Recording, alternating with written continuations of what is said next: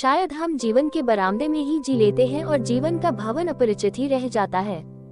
हम अपने से बाहर ही जी लेते हैं, मंदिर में प्रवेश ही नहीं हो पाता है। मनुष्य के जीवन में सबसे बड़ा आश्चर्य शायद यही है कि वह अपने से ही अपरिचित, अनजान, अजनबी जी लेता है। शायद सबसे कठिन ज्ञान भी वही है, और सब कुछ जान लेना बहुत सरल है। एक अपने को ही जान लेना बहुत कठिन पड़ जाता है। होना तो चाहिए सबसे ज्यादा सरल, अपने को जानना सबसे सुगम होना चाहिए, लेकिन सबसे कठिन हो जाता है। कारण है कुछ। सबसे बड़ा कारण तो यही है कि हम यह मानकर ही चल पड़ते हैं कि जैसे हम स्वयं को जानते हैं, और जैसे कोई बीमार समझ ले कि स्वस्थ है, ऐसे ही हम अज्ञानी समझ लेते हैं कि ज्ञानी हैं। अपने को जानते ही हैं। इस भ्रांति से जीवन में अज्ञान के टूटने की संभावना ही समाप्त हो जाती है। सिर्फ वही आदमी अपने को जानने को निकलेगा जो कम से कम इतना जानता हो कि मैं अपने को नहीं जानता हूँ। परमात्मा की खोज तो बहुत दूर है। जिन्होंने अपनी ही खोज नहीं की, वे परमात्मा को कैसे खोज सकेंगे? और अगर परमात्मा के द्वार पर भूले भर के पहुंच भी गए और उसने पूछवा भेजा कि आप कौन हैं जो आए हैं, तो बड़ी मुश्किल में पड़ जाएंगे। शायद दरवाजे से भागना ही पड़ेगा, क्योंकि अपना भी जो परिचय न बता सके, वो परमात्मा से परिचय पाने का अधिकारी नहीं हो सकता है। और हम सब अपने को बिना जाने परमात्मा को खोजने निकल पड़ते हैं। इस खोज से न मालूम कितनी नासमझियां पैदा होती हैं, जबकि जो अपने को खोजने जाए उसे परमात्मा को खोजने जाना ही नहीं पड़ता है, क्योंकि जैसे ही वह अपने को जानता है, परमात्मा को भी जान लेता है। बूंद को कोई जान ले तो सागर को जानने में कुछ भी शेष नहीं रह जाता है। एक छोटी सी बूंद में सागर का सारा प्राण समाया हुआ है। एक छोटी सी बूंद में सागर का सब कुछ समाया हुआ है। एक बूंद जिसने जान ली, उसने सागर को भी जान लिया। और जो बूंद को बिना जाने सागर को खोजने निकला है, उस पागल के लिए क्या कहा जा सकता है? जो बूंद को भी नहीं जान सका, वह सागर को जानने की आकांक्षा करता हो, तो वह आकांक्षा असफलता के अतिरिक्त और कुछ भी नहीं ला सकती है। परमात्मा को हम नहीं खोज पाते हैं, क्योंकि हम अपने को ही नहीं खोज पाते हैं। अपने को क्यों नहीं खोज पाते हैं? अपने को खोजने की प्यास भी क्यों पैदा नहीं हो पाती है? कल मैंने कुछ बात शुरू की थी, वह आपको फिर से कहूँ, वह जरूरी है आपसे कह देना। अपने को खोजने की या परमात्मा को खोजने की प्यास भी पैदा नहीं हो पाती, क्योंकि आदमी अनुभव से कुछ भी नहीं सीखता है। साधारणतः हम समझते हैं कि अनुभव से हम सीखते हैं। भ्रांति है वह। बच्चे जितने अज्ञानी होते हैं, बूढ़े उनसे कम अज्ञानी नहीं मरते। माँ के पेट से पैदा हुआ बच्चा और कब्र में जाता हुआ बूढ़ा, जो जानते हैं, कहेंगे बराबर एक से ही अज्ञानी होते हैं। नहीं, लेकिन बूढ़ा बहुत सी बातें जानता है, बच्चा बहुत सी बातें नहीं जानता। उस जानकारी, उस इन्फॉर्मेशन के बाबत नहीं कह रहा हूँ। बच्चा भी अपने को नहीं जानता, बूढ़ा भी अपने को नहीं जानता, और बाकी सब जान लेते हैं हम, बस वह एक सूत्र अनजाना रह जाता है। इसलिए कहता हूँ कि अनुभव से आदमी कुछ भी सीखता हुआ मालूम नहीं पड़ता है। कल मैं एक छोटी सी कहानी कह रहा था। मैं कह रहा था, एक आदमी के घर में एक चोर घुस गया। उसकी पत्नी ने उस आदमी को कहा है, मालूम होता है कोई चोर है। तो उस आदमी ने उठकर उस कोठरी में जाकर पूछा, कौन है? उस चोर ने कहा, कोई भी नहीं, नोबडी सर। वह आदमी वापस आकर सो गया। जब कोई भी नहीं है तो व्यर्थ परेशान होने की कोई जरूरत ही नहीं। उस रात चोरी हो गई। सुबह उसकी पत्नी ने कहा, ना समझो तुम, रात मैंने कहा था चोर मालूम होता है, तुमने लौट कर कहा कोई भी नहीं है। उस आदमी ने कहा, कैसी बातें करती हो? मैं वहाँ गया, मैंने पूछा भी, अपने कानों से सुना भी कि कोई भी नहीं है, तभी मैं आकर सोया। ऐसे घर में चोर दोबारा घुसे तो बहुत आश्चर्य तो नहीं है। 15-20 दिन बाद चोर वापस आ गया। इस बार पुरानी भूल नहीं करनी थी, लेकिन जब हम पुरानी भूल भी नहीं करते तो नए ढंग से सिर्फ पुरानी भूल ही करते हैं, सिर्फ ढंग बदल जाता है। आदमी अनुभव से कुछ सीखता मालूम नहीं पड़ता है। उसने जाकर चोर को सीधा पकड़ लिया और कहा कि अब मैं पुरानी भूल न करूंगा कि तुमसे पूछूं कि कौन हो, क्योंकि पिछली बार तुमने बड़ा धोखा दिया कि कहा कि कोई भी नहीं है। चोर को पकड़कर वो पुलिस थाने की तरफ ले चला। आधे रास्ते पर चोर ने आकर कहा, माफ करना, मेरे जूते तो मैं आपके घर ही भूल आया हूँ। उस आदमी ने कहा कि जाओ जूते लेकर आओ, मैं यही रुका हुआ हूँ, अब मैं दोबारा इतना पीछे जाने की परेशानी नहीं उठाऊंगा। वह आदमी गया। स्वभावतः वह कभी नहीं लौटा। मालिक घर आ गया और उसने कहा कि वह चोर धोखा दे गया। फिर कुछ दिन बाद वह चोर उस घर में घुसा। मालिक ने उसे पकड़ लिया और कहा कि ठीक से अपनी सब चीजें संभाल लो, ऐसा न हो कि बीच रास्ते पर कहो कि मुझे घर जाना है। पिछली बार बहुत धोखा हो गया। उस चोर ने कहा, जहाँ तक ख्याल पड़ता है सब चीजें मेरे साथ हैं, बेफिक्र चलें। आधे रास्ते पर उसने कहा, लेकिन माफ करिए, बड़ी भूल हो गई, कंबल तो मैं सच में ही आपके घर भूल आया हूँ। उस आदमी ने कहा कि फिर वही बात, अब तुम मुझे धोखा न दे सकोगे, अब तुम यहीं रुको, मैं तुम्हारा कंबल लेने जाता हूँ। यह आदमी हमें हंसने योग्य मालूम पड़ता है, लेकिन यह आदमी हम सबके भीतर बैठा है। हम पूरी जिंदगी वही भूले नए नए ढंग से दोहराते हैं। वही भूलें, नई भूल भी कोई आदमी करे तो बड़ा कीमती आदमी है। भूल भी हम पुरानी ही करते हैं, सिर्फ नए ढंग हो जाते हैं। कल भी आपने क्रोध किया था, परसों भी क्रोध किया था, उसके पहले भी किया था, पिछले जन्म में भी किया था, उसके पहले जन्म में भी किया होगा। और हर बार कसम भी खाए है कि अब क्रोध न करेंगे। और आज भी आप करेंगे और कल भी आप करेंगे, लेकिन कभी अपने पर हंसेंगे नहीं। हर बार हर इच्छा के पीछे दौड़कर देखा है, और हर बार जब भी कोई इच्छा पूरी हो गई है तभी पाया कि कुछ भी नहीं मिला है। लेकिन फिर आज आप इच्छा के पीछे दौड़ रहे हैं, कल भी आप दौड़ेंगे, कल भी आप दौड़े थे। आदमी हर बार वही भूल करता है, सिर्फ ढंग बदल जाते हैं। कल मकान चाहा था, आज कार चाहेंगे, कल कुछ और चाहेंगे। और हर बार जब चाह पूरी हुई तो पाया कि हाथ में कुछ भी नहीं आया। लेकिन आदमी भूल वही किए चला जा रहा है। हाँ, नाम बदल लेता है। मैं अभी एक गांव में गया था तो डॉक्टर के घर ठहरा था। बहुत मच्छर थे। मैंने कहा, तुम्हारे गांव में डी का प्रयोग नहीं होता? तो उस डॉक्टर ने कहा, होता है, लेकिन मच्छर अनुभव से सीख गए, इम्यून हो गए। अब वह डी पड़ता है तो उन पर असर ही नहीं होता। तो मैंने कहा, मालूम होता है तुम्हारे गांव के मच्छर तुम्हारे गांव के आदमियों से ज्यादा समझदार हैं। तो मैंने कहा, तुम ऐसा करो, डी का नाम बदल दो तो शायद मच्छर धोखे में आ जाएं। लेकिन उस आदमी ने, उस डॉक्टर ने कहा कि मच्छर धोखे में नहीं आएंगे, क्योंकि मच्छर बेपढ़े लिखे हैं। पढ़े लिखे होते तो धोखे में भी आ सकते थे। वे समझ ही न पाएंगे कि नाम बदल गया है। आदमी नाम बदल लेता है चीजों के और अपने को धोखा दिए चला जाता है। रोज वही करता है, सिर्फ नाम बदल लेता है। कभी धन खोजता है, कभी यश खोजता है, कभी पद खोजता है। नाम बदल लेता है, हर हालत में अहंकार खोजता है, पद में भी, धन में भी, यश में भी। खोजता अहंकार है, लेकिन नाम बदल देता है। नाम बदल कर खुद को धोखा दे लेता है। आज जो भूल करता है, कल भी वही करता है, नाम बदल लेता है। जिंदगी भर हम वही दोहराए चले जाते हैं, यंत्र की भांति। रिपीटिशन है हमारी जिंदगी, एक पुनरुक्ति है, घूमते रहते हैं कोल्हू के बैल की तरह। लेकिन एक बात कभी हमारे ख्याल में नहीं आती कि यह सारी जिंदगी इस तरह जीकर हमें मिला क्या है। ये सवाल कभी उठाते भी नहीं हम, शायद डरते हैं, क्योंकि यह सवाल हमें मुश्किल में डाल सकता है। इस सारी जिंदगी में दौड़कर हमें मिला क्या है? हमने पाया क्या है? हमारे हाथ में क्या है? सारी संपत्ति पाकर कौन सी संपत्ति मिल गई है? और सारा यश पाकर कौन सा यश मिल गया है? और बड़े से बड़े पद पाकर आदमी को मिल क्या गया है? ये सवाल जो आदमी उठा लेगा, उसकी जिंदगी में धर्म ज्यादा दूर नहीं रहेगा। वह बहुत करीब करीब धर्म के पास पहुंचने लगेगा। लेकिन यह सवाल भी नहीं उठाते। एक मित्र ने पूछा है कि क्या प्रभु की प्यास पैदा की जा सकती है? पैदा की जा सकती है, लेकिन जरूरी सवाल उठाने होंगे। सबसे जरूरी सवाल यह है कि जिसे हम जिंदगी कहते हैं, वह जिंदगी है? जिसे हमने आज तक जिया है, वह जीने योग्य है? अगर आपको दोबारा कोई मौका दे कि हम फिर से आपको मौका देते हैं, आप उसी जिंदगी को फिर से जी सकते हैं जिसको आप 50 साल जिए, क्या आप उस जिंदगी को फिर से जीने को राजी होंगे? मैं नहीं समझता कि एक भी आदमी राजी हो जाए उसी जिंदगी को जिसे आप जिए हैं। अगर दोबारा आपको मौका दे दिया जाए कि फिर यह कहानी वापस दोहरती है कि आप पैदा होंगे, वही सब करेंगे जो किया है 50 साल 60 साल तक चलेंगे, सब वैसा ही दौड़ेगा, तो क्या आप इसे दोहराने को राजी होंगे? आदमी दोबारा उसी फिल्म को देखने को राजी नहीं होता, उसी जिंदगी को दोबारा दोहराने को कोई आदमी राजी नहीं हो सकता है। लेकिन अगर जिंदगी में कुछ था तब तो दोहराने को 1000 बार राजी हो जाना चाहिए। लेकिन जिंदगी में कुछ है ही नहीं, पर यह हम सवाल नहीं उठाते। और जब तक हम ये सवाल न उठाएं और जब तक हमारी जिंदगी हमें व्यर्थ न मालूम पड़ने लगे, फ्यूटाइल न मालूम पड़ने लगे, मीनिंगलेस न मालूम पड़ने लगे, अर्थहीन न मालूम पड़ने लगे, जब तक हमें हमारी जिंदगी राख की तरह मुट्ठी में दिखाई न पड़ने लगे, तब तक हम परमात्मा की खोज पर नहीं जा सकते हैं।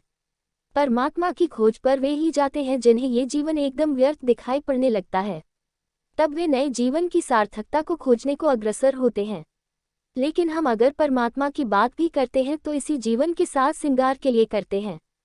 किसी को मकान चाहिए तो परमात्मा से प्रार्थना करता है, किसी को नौकरी चाहिए तो परमात्मा से प्रार्थना करता है, किसी को बच्चा नहीं है तो परमात्मा से प्रार्थना करता है, कोई बीमार है तो परमात्मा से प्रार्थना करता है। हम परमात्मा का भी उपयोग इसी जिंदगी की सजावट के लिए करना चाहते हैं, इसलिए हमारी सब प्रार्थनाएं अनसुनी हो जाती हैं। इसलिए नहीं कि परमात्मा नहीं सुनता, बल्कि इसलिए कि हमारी प्रार्थनाएं ही नहीं है, सिर्फ मांगे हैं, सिर्फ सह हैं, सिर्फ इच्छाएं हैं, सिर्फ आकांक्षाएं हैं। और उसी व्यर्थ जिंदगी के लिए सारी आकांक्षाएं हैं, जिस व्यर्थ जिंदगी को व्यर्थ समझकर ही कोई ऊपर उठ सकता है। अगर आपके हाथ में कंकड़ पत्थर भरे हों और हीरे जवाहरात खोजने हों तो आपको कंकड़ पत्थर से हाथ खाली कर लेने होंगे। लेकिन आप कंकड़ पत्थर को जोर से पकड़े रहे तो मैं कह सकूंगा कि आप हीरे न खोज पाएंगे, क्योंकि जो आदमी अभी कंकड़ पत्थरों को हीरे की भांति पकड़े है वह हीरे पहचान भी नहीं पाएगा। जो कंकड़ पत्थर में हीरे देख रहा है उसे हीरों में कंकड़ पत्थर दिखाई पड़े तो बहुत आश्चर्य नहीं है। जीवन जैसे हमने जिया है, ये जिंदगी तो हमें याद है और भी बहुत बार हम जिए हैं इसी जिंदगी को, वह हमें याद नहीं है। लेकिन जो हमें याद है उसको भी देखें तो बड़ी हैरानी होती है, हम क्यों जी रहे हैं। क्या आपकी जिंदगी में कभी यह सवाल जोर से क्वेश्चन मार्क आपके सामने खड़ा हो गया है कि आप क्यों जी रहे हैं, इसी जिंदगी को आप क्यों खींच रहे हैं। कल इससे कुछ नहीं मिला, आज नहीं मिला, कल क्या मिल जाएगा। जिस दिन ये प्रश्न आपके सामने गहरा होकर खड़ा हो जाता है उसी दिन आपकी आंखें किसी और जिंदगी की खोज में भटकने लगती हैं। वही प्यास बननी शुरू हो जाती है, वही है प्यास। प्यास पैदा की जा सकती है। दूसरी तरफ से भी सोचें, हम जिंदगी भर चाहते क्या हैं? चाहते हैं आनंद, मिलता है कभी, मिलता कभी भी नहीं। चाहते हैं शांति, मिलती है कभी, मिलती कभी भी नहीं। बल्कि जितनी शांति चाहते हैं उतनी अशांति सघन होती चली जाती है। और जितना आनंद खोजते हैं जिंदगी में उतना तनाव, उतनी चिंता बढ़ती चली जाती है। पूरी जिंदगी दुख का एक ढेर हो जाती है और उस दुख पर हम ढेर पर ढेर बढ़ाते चले जाते हैं। खोजते हैं आनंद, मिलता है दुख। जरूर हमारी खोज में कहीं कोई बुनियादी भूल है, और साधारण भूल नहीं, असाधारण भूल होनी चाहिए। क्योंकि जाते हैं आकाश की तरफ, पहुंच जाते हैं पाताल, जाते हैं स्वर्ग की तरफ, पहुंच जाते हैं नरक। खोजते हैं आनंद, मिल जाता है दुख। जलाते हैं दिए, जलता है अंधेरा। ये जो पूरी की पूरी जिंदगी है बड़ी कंट्राडिक्टरी मालूम पड़ती है। आदमी जो खोजता है वही नहीं मिलता है। सिकंदर हिंदुस्तान आ रहा था, रास्ते में एक फकीर डायोजनीज से उसकी कुछ बात हो गई। डायोजनीज उस जमाने में यूनान का सबसे आनंदित आदमी था, और कहना चाहिए कि सिकंदर उस जमाने में सबसे ज्यादा दुखी आदमी था। होगा ही, हम सब छोटे मोटे सिकंदर हैं, सब यात्राओं पर निकले हैं, जीत, विक्ट्री। कोई धन जीतने, कोई पद जीतने, कोई दिल्ली जीतने, यात्राओं पर है लोग। सिकंदर बहुत दुखी रहा होगा क्योंकि पूरी दुनिया को जीतने निकला था। असल में जो दुखी नहीं है वह किसी को जीतने ही नहीं निकलेगा। जो आनंदित है वह जीत गया, अब वह किसको जीतने जाएगा। जो आनंदित है उसने अपने को जीत लिया, अब किसी और को जीतने की कोई जरूरत न रही। असल में जो अपने को नहीं जीत पाया, जो अपने को नहीं जीत पाता, वह इस कमी को पूरा करने के लिए दूसरों को जीतने निकल पड़ता है। जो अपने भीतर बहुत इंफीरियर कॉम्प्लेक्स, बहुत हीनता से भरे होते हैं, वे दूसरों को दबाकर अपनी हीनता को पूरा करने निकल पड़ते हैं। ये बड़े मजे की बात है और बड़ी गहरी भी। जो बहुत दीन होते हैं वे धन खोजने निकलते हैं, जो बहुत हीन होते हैं वे पद खोजने निकलते हैं, जो बहुत हारे हुए होते हैं वे जीतने निकलते हैं, जिनके पास कुछ नहीं होता वे सब मांगने निकल पड़ते हैं। स्वभावतः सिकंदर सबसे दुखी आदमी रहा होगा, सारी दुनिया को जीतने निकला था। और रास्ते में किसी ने सिकंदर से कहा कि डायोजनीज से मिलते चले जाओ, क्योंकि डायोजनीज जैसा आनंदित आदमी नहीं। सिकंदर ने कहा, आनंद तो मैं भी खोजता हूँ, तो मिल लेता हूँ। लेकिन सिकंदर ने कहा कि जाओ, डायोजनीज को कहो कि मुझसे मिलने आए। तो जो खबर लाए थे उन्होंने कहा, डायोजनीज नहीं आएगा, क्योंकि डायोजनीज को पाने के लिए कुछ नहीं बचा कि वह कहीं आए। आपको जाना हो तो जा सकते हैं। सिकंदर गया। डायोजनीज रेत पर लेटा था। सुबह की धूप निकली थी, वह आनंद से लेटा हुआ था, नग्न था। सिकंदर उसके पास खड़ा हो गया और सिकंदर ने कहा कि इतने आनंदित मालूम पड़ते हो, कैसे पाया यह आनंद? तो डायोजनीज ने कहा, जब से बाहर खोजना बंद किया तब से ही। सिकंदर ने कहा, खोजना तो मैं भी चाहता हूँ, डायोजनीज ने कहा, खोज ना पाओगे, क्योंकि जब भी खोजोगे बाहर खोजोगे, दूसरे में खोजोगे, कहीं और खोजोगे, somewhere else, वहाँ कभी न देखोगे जहाँ है।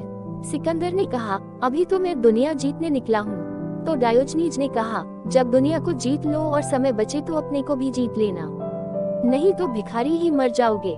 डायोजनीज से सिकंदर विदा लेने लगा तो उसने कहा कि तुम्हारी बातें बड़ी आकर्षित करती हैं। तुम्हारा आनंद देखकर मन लालच से भरता है। चाहता तो मैं भी यह हूँ, जब सारी दुनिया जीत लूंगा तो मैं भी विश्राम करूंगा। तो डायोजनीज ने कहा, नाहक के उपक्रम में न गिरो, मैं अभी विश्राम कर रहा हूँ बिना दुनिया को जीते। तुम भी आ जाओ, इस नदी के तट पर बहुत जगह है, हम दोनों ही विश्राम कर सकते हैं। इतना परेशान होकर आखिर विश्राम ही करना है तो अभी ही विश्राम करो, इतनी दौड़ क्यों लगाते हो। सिकंदर ने कहा, बात तो समझ में आती है, लेकिन अभी तो निकल पड़ा यात्रा पर, बीच से कैसे लौट सकता हूँ। तो डायोजनीज ने कहा, एक बात याद रखना, आज तक दुनिया में यात्रा पूरी करके कौन लौटा है, सदा बीच से ही लौट जाना पड़ता है। मौत लौटा लेगी तब तुम कैसे कहोगे कि बीच से मत लौटाओ। और कहानी बड़ी अद्भुत है, सिकंदर मरा तो लौट नहीं पाया अपने देश तक, हिंदुस्तान से लौटते वक्त बीच में ही मर गया। और भी मजेदार संयोग की बात है कि जिस दिन सिकंदर मरा उसी दिन डायोजनीज भी मरा। और कहते हैं, अब ये कहानी तो पीछे प्रचलित हो गई, लेकिन मीठी है, सच न भी हो तो भी सच है, कि वैतरणी पार करते वक्त दोनों की मुलाकात फिर हो गई। सिकंदर आगे था, थोड़ी देर पहले मरा था, डायोजनीज पीछे था, थोड़ी देर बाद मरा था। डायोजनीज खिलखिलाकर हंसने लगा, तो सिकंदर ने लौट कर देखा। आज बड़ी मुश्किल हो गई, क्योंकि डायोजनीज उस दिन भी नंगा था, आज भी नंगा है, और सिकंदर उस दिन सम्राट के वस्त्रों में था, लेकिन आज नंगा है। वो बड़ा सकुचाने लगा। डायोजनीज ने कहा, सकुचाओ मत, क्योंकि हम पहले ही जानते थे कि हर आदमी कपड़ों के भीतर नंगा है, सकुचावे की बात नहीं है, और इसीलिए हम पहले ही नंगे हो गए थे। इसके पहले कि कोई और वस्त्र छीने, हमने खुद ही फेंक दिए थे। मौत को हमसे छीनने के लिए कुछ भी न बचा, मौत खाली हाथ लौटी, तुमसे बहुत छीन कर लौटी, इसलिए हम आनंद से भरे आ रहे हैं और तुम रोते हुए चले आ रहे हो। सिकंदर ने अपने मन को समझाने के लिए जोर से हंसा, कोशिश की झूठी हंसने की, और हंसकर यह कहा कि खुशी हुई मिलकर, और कैसा आश्चर्य कि एक बार हम पहले भी मिले थे और आज वैतरणी पर फिर मिल गए। और इस वैतरणी पर ऐसा कभी कभी होता होगा कि एक सम्राट और एक भिखारी की मुलाकात हो जाती हो। डायोजनीज फिर हंसने लगा। उसने कहा, तुम बात बिल्कुल ठीक कहते हो, लेकिन समझने में जरा भूल करते हो कि कौन सम्राट है और कौन भिखारी। सम्राट पीछे है, भिखारी आगे है, क्योंकि तुम सब खोकर लौट रहे हो, मैं सब पाकर लौट रहा हूँ। जिस जीवन में यह सवाल न उठे कि जो मैंने पाया है वो पाया है या खोया है, जिसे मैं उपलब्धि समझ रहा हूँ वह उपलब्धि है या गंवाना है, जिसे मैं सफलता समझ रहा हूँ वह सफलता है या असफलता का नाम है, जिसे मैं जीत समझ रहा हूँ वह जीत है या हार है, जिसे मैं ज्ञान समझ रहा हूँ वह ज्ञान है या सिर्फ अज्ञान को ढांक लेना है। जिस जिंदगी में यह सवाल न उठे वह जिंदगी धार्मिक नहीं हो पाती है। और हम क्या करते हैं कि हम धर्म को भी इसी जिंदगी का हिस्सा बना लेते हैं। धर्म दूसरी जिंदगी है, धर्म इस जिंदगी के ऊपर, इस जिंदगी की व्यर्थता के ऊपर, इस जिंदगी की राख के ऊपर खिला हुआ बिल्कुल ही दूसरा फूल है। लेकिन वह उन्हीं के लिए खिल सकता है जिनके लिए ये सच्चाई साफ हो जाए कि अभी तक हम राख बटोरने में, बच्चों की तरह नदी के किनारे पर कंकड़ पत्थर बीनने में बिता दिए हैं। अनुभव से आदमी नहीं सीखता, इसलिए मैंने कहा, अनुभव तो हम सबको होते हैं, व्यर्थता के रोज होते हैं, लेकिन सीख नहीं पैदा हो पाती। अनुभव सबके पास है, ज्ञान नहीं हो पाता। अनुभव से जो सीख लेता है उसके जीवन में ज्ञान शुरू हो जाता है। जो सिर्फ अनुभव को दोहराए चला जाता है उसके जीवन में ज्ञान शुरू नहीं होता। इसलिए ये सूत्र ख्याल रख लें, अनुभव ज्ञान नहीं है, अनुभव से सीख लेने का नाम ज्ञान है। Experience itself is not knowledge. अनुभव स्वयं ज्ञान नहीं है, but to learn from experience. अनुभव से भी सीख लेना ज्ञान है। ज्ञान अनुभवों का निचोड़ है। जैसे इत्र होता है फूलों से निचोड़ा हुआ, ऐसे समस्त अनुभव से जो निचोड़ लिया जाता है, इसेंस वह ज्ञान है। अनुभव सबके पास है, ज्ञान बहुत कम लोगों के पास है। क्योंकि ज्ञान हम अनुभव से सीखते ही नहीं, तो ज्ञान कैसे पैदा होगा।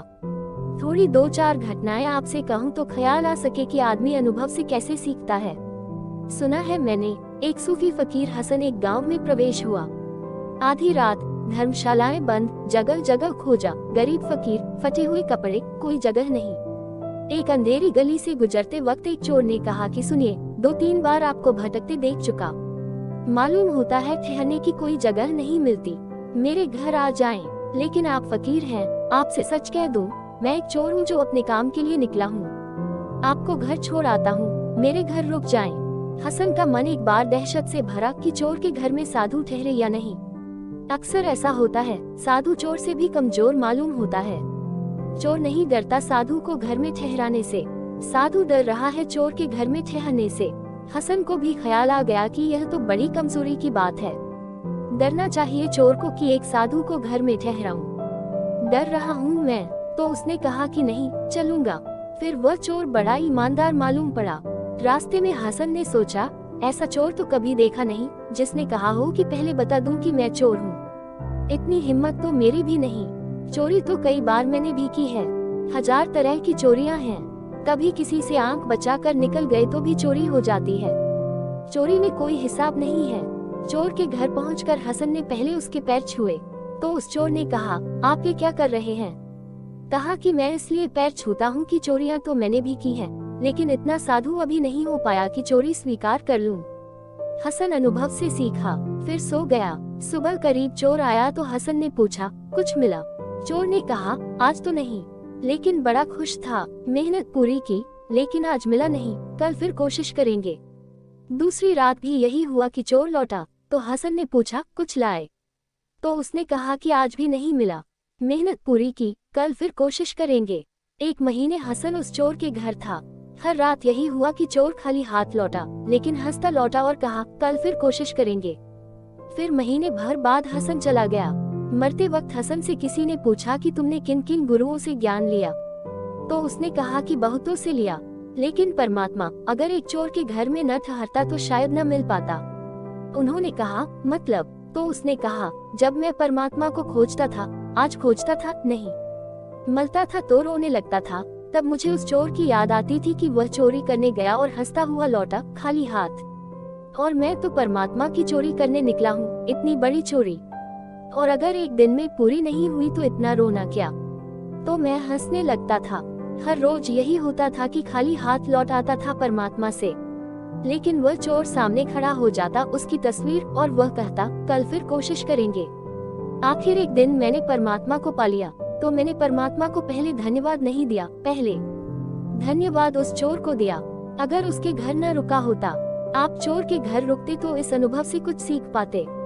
मुश्किल था, पहले तो रुकते ही नहीं, फिर रुकते भी तो शायद चोर हो जाते। चोर भी न हो पाते तो भी चोर से कुछ सीख न पाते। वह अनुभव ज्ञान नहीं बन सकता था। लात्से ने लिखा है कि एक वृक्ष के नीचे से गुजरता था। बहुत बार सुना था कि जो परमात्मा के चरणों में समर्पण कर दे वही पा सकता है। सब कोशिश की, समर्पण नहीं हो सका। कोशिश से कहीं समर्पण हो सकता है, उल्टी बात है। वैसे ही जैसे कोई कोशिश से नींद लाने की कोशिश करे, रात नींद न आती हो, और कोई कोशिश करे सो जाने की, तो एक बात पक्की है कि जब तक कोशिश चलेगी तब तक नींद नहीं आएगी। कोशिश और नींद उल्टी चीजें हैं। असल में नींद तभी आएगी जब आप थक जाएंगे और कोशिश भी बंद कर देंगे, तभी नींद आएगी, अन्यथा नींद नहीं आएगी। समर्पण कोशिश से नहीं आता। कोई कितना ही परमात्मा के चरणों में सिर रखे, कोशिश से नहीं आता। जब कोशिश भी व्यर्थ हो जाती है और आदमी इतना असहाय हो जाता है कि वह कहता है, कोशिश भी क्या करूं, कैसे करूं, कोशिश भी तो नहीं हो सकती, तब समर्पण हो जाता है। तो लात्से थक गया खोजते खोजते, रुका है एक झाड़ के नीचे।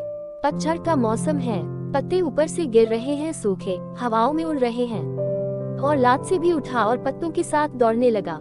हवा पूरब की तरफ जा रही थी तो पूरब की तरफ दौड़ा, हवा पश्चिम की तरफ जा रही थी तो पश्चिम की तरफ दौड़ा। उसके शिष्यों ने कहा, आप पागल तो नहीं हो गए? तो उसने कहा, अब तक मैं पागल था, अब मैं एक सूखे पत्ते की तरह हो गया हूँ। एक सूखे पत्ते को मैंने वृक्ष से गिरते देखा, उसकी गिरने की कहीं भी कोई आकांक्षा न थी। हवा पूरब ले जाती तो वह पूरब चला जाता, हवा पश्चिम ले जाती तो वह पश्चिम चला जाता।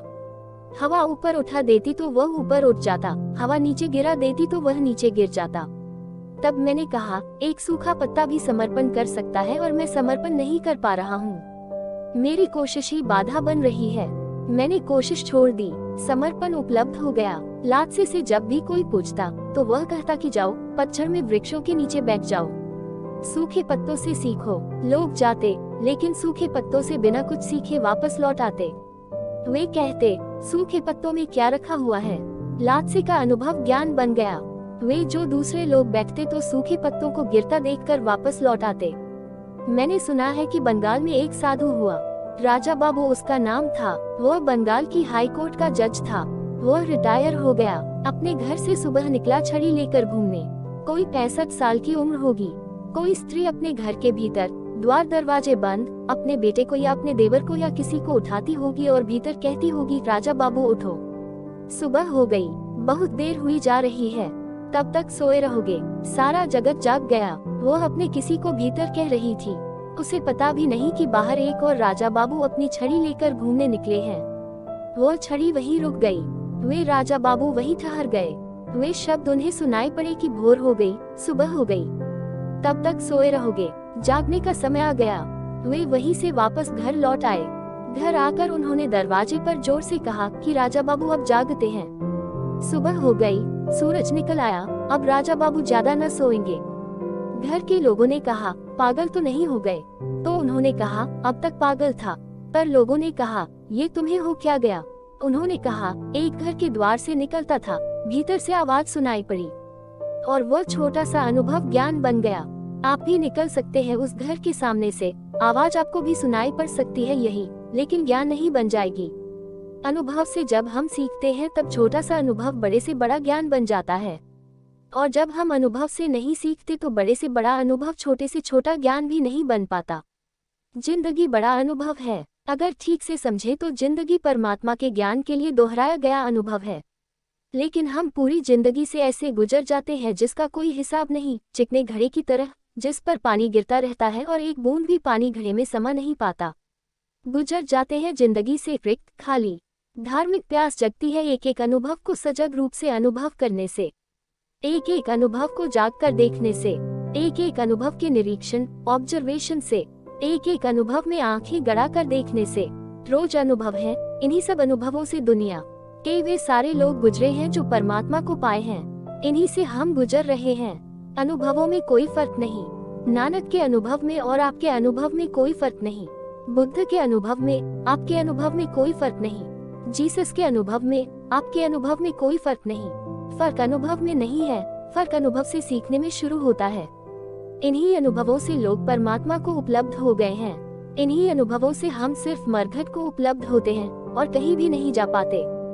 यही अनुभव, ये जिंदगी यही है।